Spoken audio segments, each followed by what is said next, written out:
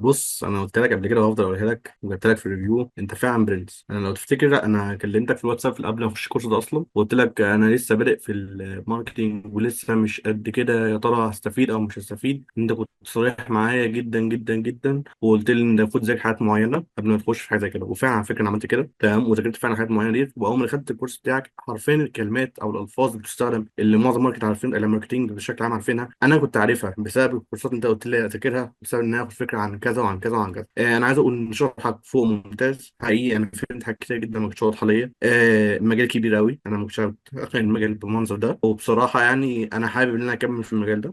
مع ان زي ما انت عارف اصلا انا كنت اصلا فرونت اند ديفلوبر، بس طبعا غيرت كارير خالص تمام، بحيث ان انا ابدا بيزنس خاص بيا واكون فاهم اللي بيحصل. وفعلا الكورس بتاعك ده يعني حرفيا كان بدايه قويه جدا ليا، وهي مش هينفع اقول عليها بدايه، هي حاجه ادفانس جدا جدا جدا. وانا فهمت حرفيا كميه معلومات، انا لسه مستني الكورس ما يخلص عشان اجمع كل المعلومات دي، عشان ده بالنسبه لي كان شيء عظيم. فانت بصراحه شرحك فوق فوق فوق ممتاز، وشكرا ليك حبيبي. جدا جدا جدا جدا جدا. وفعلا يعني انا حبيت المجال بسببك، وانا صريح جدا في الحوار ده.